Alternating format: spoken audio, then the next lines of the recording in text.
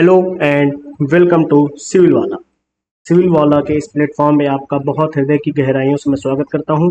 और आज की जो क्लास है वहां पे हम बात करने वाले हैं भक्ति मूवमेंट से रिलेटेड महत्वपूर्ण सवालों के बारे में। किससे रिलेटेड? भक्ति मूवमेंट से रिलेटेड महत्वपूर्ण सवाल हम करने वाले हैं।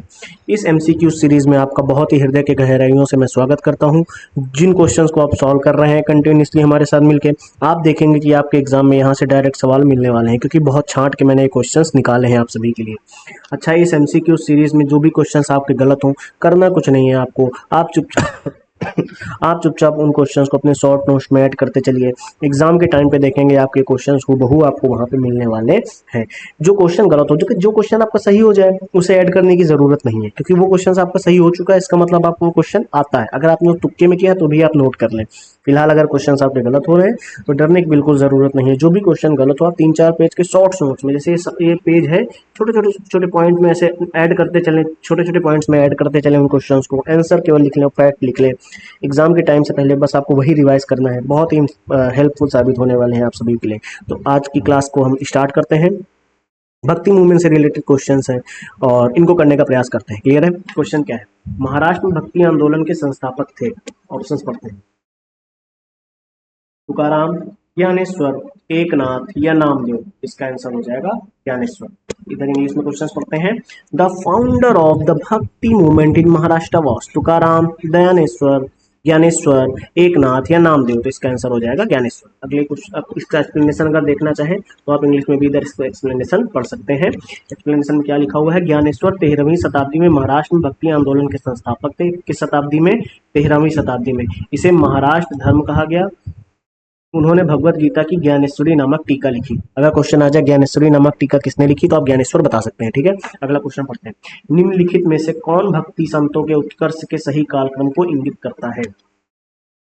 ध्यान से देखिए, बढ़िया सवाल। विच of the following indicates the correct chronology flourishing of भक्ति सेंट्स? ठीक है, इसको पढ़ते हैं, क्वेश्चन पढ़ते हैं, ध्यान से देखिए। रामानंद, गुरु नानक, नामदेव। ठीक है, रामानंद, गुरु नानक, नामदेव, गुरु नानक, नामदेव, ज्ञानेश्वर, तुकाराम। रामानंद, ज्ञानेश्वर, गुरु नानक, नामदेव या तुकाराम।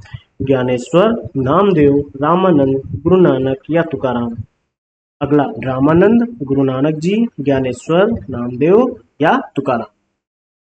पढ़िए आप, रामानंद, गुरु नानक, नामदेव, ज्ञानेश्वर या तुकाराम। रामानंद जी, ज्ञानेश्वर, गुरु नानक, नामदेव या तुकाराम। ज्ञानेश्वर, नामदेव, रामानंद जी, गुरु नानक या तुकाराम। रामानंद, गुरु नानक देव, ज्ञानेश्वर, नामदेव या तुकाराम। तो इसका आंसर क्या हो जाएगा? इसका आंसर सी, हमारा इसका आंसर सही है। सी आंसर सही है। ज्ञानेश्वर, नामदेव, रामानंद, गुरु नानक जी और तुकाराम।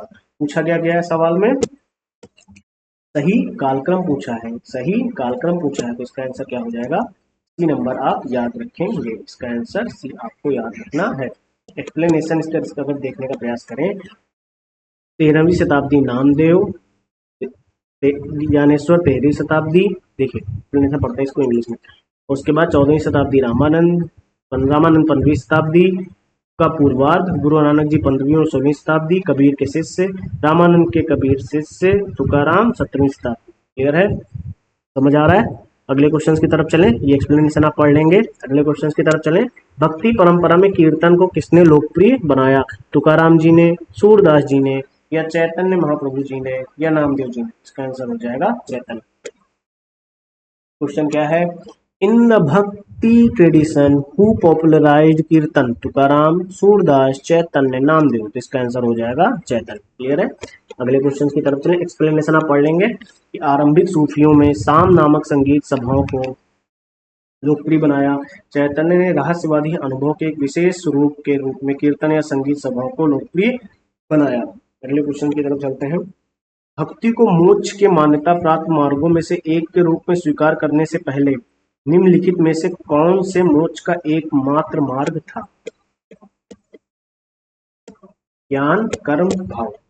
क्वेश्चन 4 नंबर। Before accepting bhakti as one of the recognised road to salvation, which of the following was the only road to salvation? Jnana, karma, भाव। ज्ञान, कर्म या भाव। एक और दो, दो और तीन, एक और तीन, या ऊपर के सभी। तो इसका आंसर हो जाएगा ज्ञान और कर्म, ज्ञान और कर्म। ठीक है, अगले क्वेश्चन की तरफ चले। ये आप एक्सप्लेनेशन यहाँ से पढ़ सकते हैं, मैं 1 मिनट के लिए रोकता हूँ, आप इस एक्सप्लेनेशन को पढ़ लीजिएगा। ठीक है, ये रहा आपका एक्सप्लेनेशन, स्क्रीनशॉट ले लीजिए। आगे बढ़ते हैं। भक्ति आंदोलन किसके द्वारा शुरू किया गया था? द भक्ति movement was started by Shankaracharya, Ramanand, Alvar sant, या फिर सूफी शिक्षक या सूफी संतों के बारे में बोला गया। शंकराचार्य, रामानंद, अलवार या सूफी टीचर्स। तो इसका आंसर हो जाएगा अलवार। इसका आंसर क्या हो जाएगा? अलवार संत। एक्सप्लेनेशन अगर पढ़ना चाहें तो आप ये यहाँ से अलवार संत के बारे में एक्सप्लेनेशन पढ़ सकते हैं। बहुत प्यारा सा एक्सप्लेनेशन मैंने यहाँ पे ऐड करके रखा हुआ है, आप चाहें तो ये देखिए, ये और ये इधर।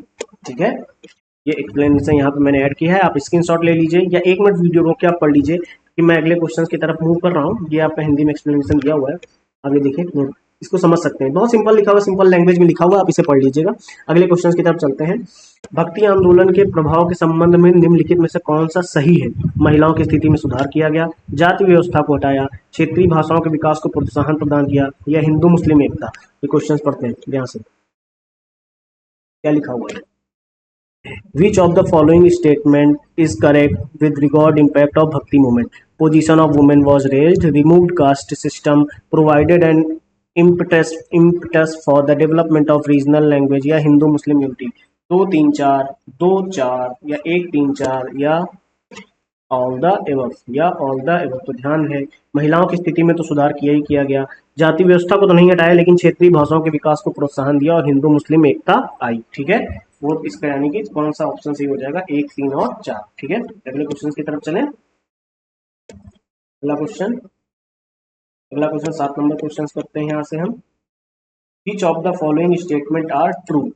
स्टेटमेंट आर ट्रू पूछा गया है। ठीक है, Basava was 12th century Indian philosopher, statesman, Kannada poet in Shiva focused bhakti movement. Basava 12वीं सदी के भारतीय दार्शनिक राजनेता, शिव केंद्रित भक्ति आंदोलन, कन्नड़ के कवि थे। बसव ने अपनी कविता, जिसे वचन के नाम से जाना जाता है, के माध्यम से सामाजिक जागरूकता फैलाई।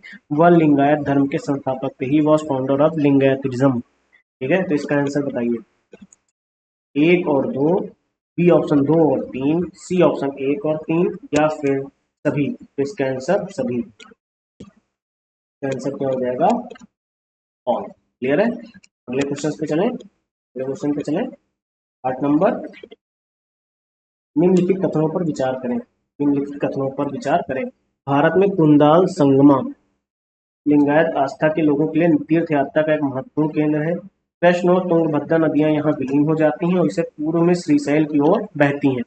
एक के मंडप या लिंगायत आस्था के संस्थापक बसवन्ना की पवित्र समाधि कुंदल संगमा में स्थित है। Kundal Sangma is an important center of pilgrimage for people of the Lingayat faith. Yeah, the Krishna and Tungabhadra river merge here and flow east towards Sri Saila. The Aikya Mantapa are the holy samadhi of Baswana. The founder of the Lingayat faith is located at Kundal Sangama. तो इसका answer क्या हो जाएगा? कौन से कथन सही है? 1 और 2, 2 और 3, 1 और 3, या सभी। तो इसका आंसर हो जाएगा 1 और 3। इसका आंसर क्या हो जाएगा? 1 और 3। ये कुछ क्वेश्चंस आपके सामने मैंने यहाँ पे रखे, जो भक्ति मूवमेंट से बहुत इंपॉर्टेंट क्वेश्चंस थे, जो आपको पढ़ने बहुत जरूरी। यहाँ से कई बार क्वेश्चन डायरेक्ट एग्जाम में पूछे गए हैं, इस वजह से मैंने ये क्वेश्चन आपके सामने रखे।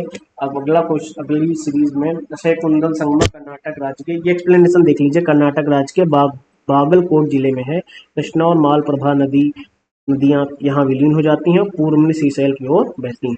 ठीक है, फिलहाल आज की इस क्लास में इतना ही। मिलते हैं अगली क्लास में। आप इन क्वेश्चंस को कंटिन्यू करते रहिए और बने रहिए हमारे साथ। आपके एग्जाम में देखना, आपके जो 3 से 4 पेज के शॉर्ट नोट्स तैयार होंगे, वो बहुत ही हेल्पफुल साबित होने वाले हैं। फिलहाल इस क्लास में इतना ही। मिलते हैं अगली क्लास में। Thank you to everyone.